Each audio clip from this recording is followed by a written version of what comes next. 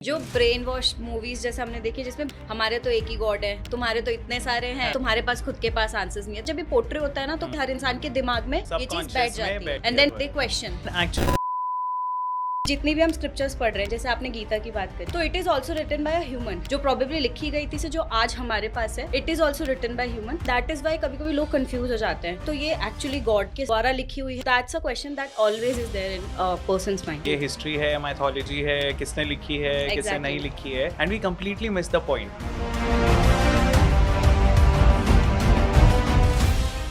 कि जितनी भी हम स्क्रिप्चर्स पढ़ रहे हैं, जैसे आपने गीता की बात करी, कि जो भी हम पढ़ते हैं तो it is also written by a human. Like जो हमारे तक पहुंची है, जो प्रोबेबली लिखी गई थी से जो आज हमारे पास है, it is also written by human. And that is why कभी कभी लोग कंफ्यूज हो जाते हैं राइट। कि ये पढ़े तो ये एक्चुअली गॉड के द्वारा लिखी हुई है, वेदवास वेद जिसने भी लिखी है तो उनके द्वारा लिखी हुई है। That's a question that always is there in person's mind. आप क्या बोलोगे? या मुझे लगता है हम ना ये सारे डिस्कशंस में घुस जाते हैं। ये हिस्ट्री है, माइथोलॉजी है, किसने लिखी है, किसने नहीं Exactly. लिखी है, and we completely miss the point. Point क्या था? पॉइंट ये था कि एक प्रीवियस जनरेशन जो हजारों साल पुरानी विजडम जो है वो किसी ने सरमाइज करके आपके लिए प्रेजेंट कर दी है। वेद व्यास जी ने कंसाइज करके हमारे लिए एक रीडेबल फॉर्मेट लिख दिया है। राइट। सो उसमें क्या दिक्कत है? वो कहाँ से आया, उसका सोर्स क्या था? जैसे पुराण बोलते हैं, पुराण एक्चुअली क्रिएट नहीं किए उन्होंने, he is just divided them. There was a bigger Purana.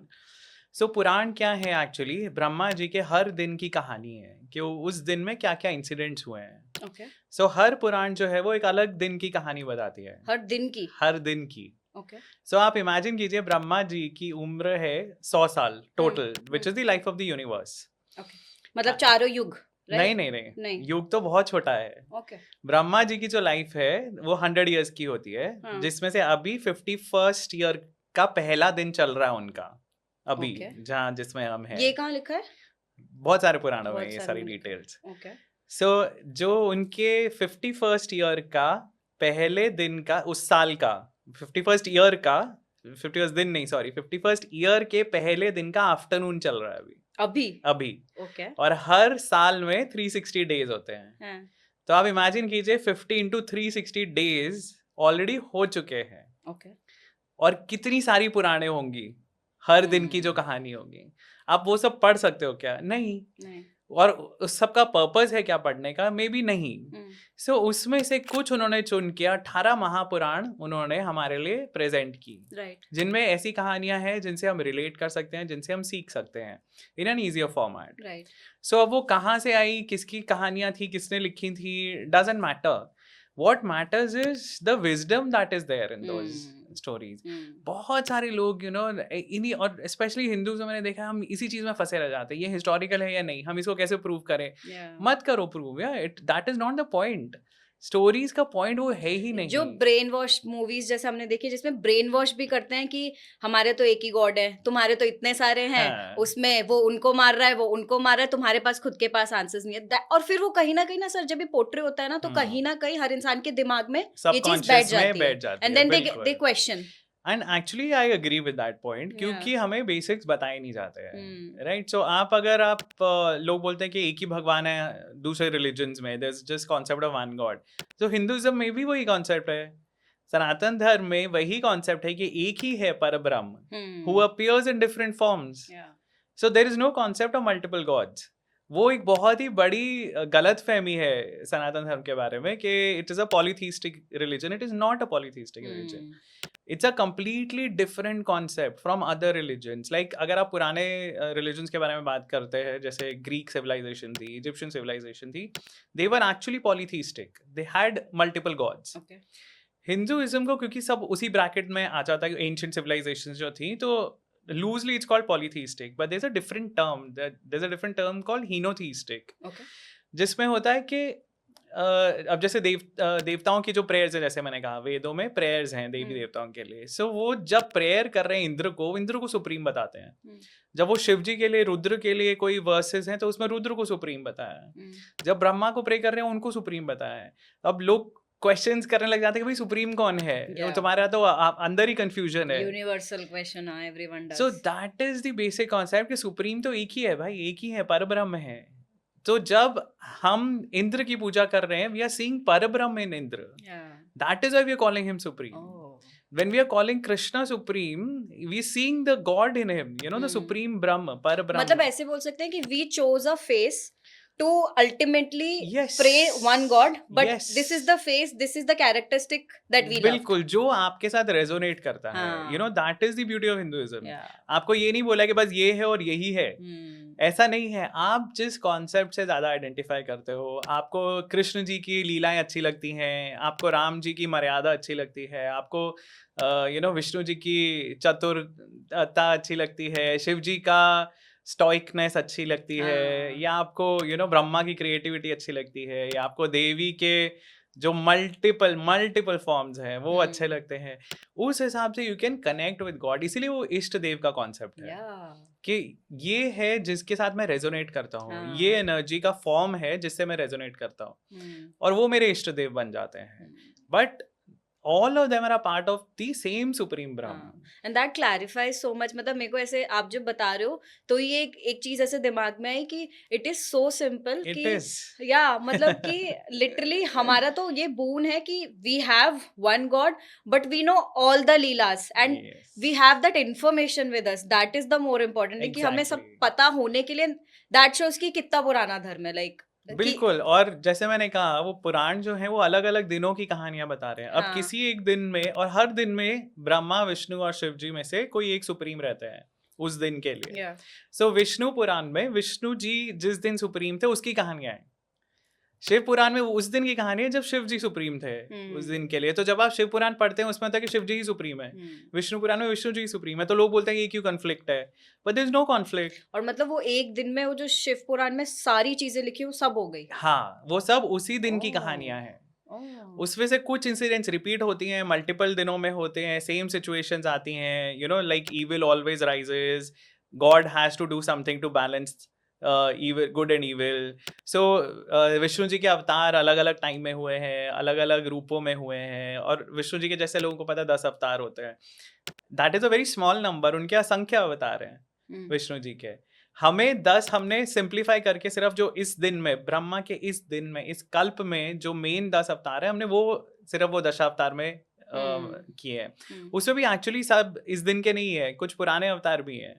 सो भागवत पुराण में जैसे 24 अवतार हैं. हाँ जी. वो एक्सटेंडेड लिस्ट है, पर ऐसे ही हजारों अवतार हैं. तो वो जो रोल है भगवान का, विष्णु जी का, जो विष्णु फॉर्म है परब्रह्म का, उनका रोल ही वो है प्रिजर्वेशन. सो उनका every day of Brahma there will be some form that will come to do that. और जो आपने बोला इसलिए वो मतलब एक दिन में कुछ दूसरा दिन का कुछ रिपीट हुआ, एंड दैट्स व्हाई वी सी कि ये चीज इसमें भी इस पुराण में भी बताई है और इस पुराण में भी बताई है. और they happen in different way. Wow. क्योंकि it is not exact repetition ना. वो सिचुएशंस वैसी आ गई है, तो वो सिचुएशन सिमिलर हो सकती है पर उससे डील कैसे किया वो डिफरेंट है. सो दैट इज व्हाई वो कहानियों में भी डिफरेंस आ जाता है. So there is nothing correct और इनकरेक्ट उसमें. But that makes so much मतलब एक डायरेक्शन देता है. This gives a big direction to people.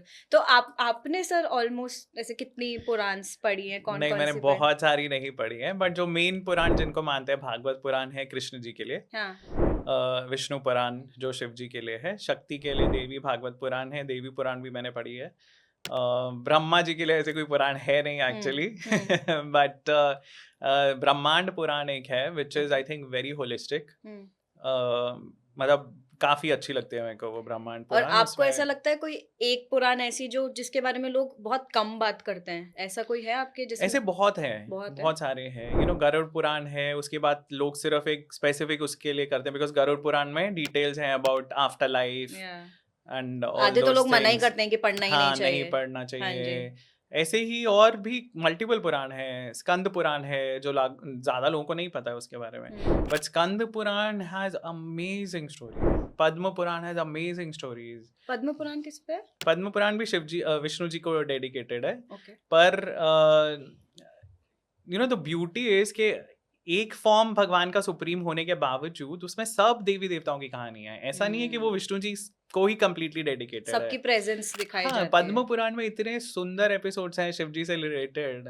और उनकी जो डोमेस्टिक लाइफ है कैलाश पे, such beautiful story. Any story जो आपके मतलब दिल में जैसे बैठी है। आप अगर आप इमेजिन करते हो शिव जी को तो एकदम उनको वैरागी टाइप आप इमेजिन करते हो, मे बी हंसते नहीं कम होंगे, थोड़े स्ट्रिक्ट टाइप होंगे as a parent, you would imagine him like that. Vishnu ji में भी शायद थोड़े नटखट होंगे, पर शिव जी से रिलेटेड जो कहानियां हैं उसमें जैसे है एक मतलब राक्षस एक दूत भेजता है शिव जी के पास, एंड वहां पे जब वो पहुंचता है तो वो डिस्क्राइब किया हुआ सीन कि वो क्या देख रहा है कैलाश पे।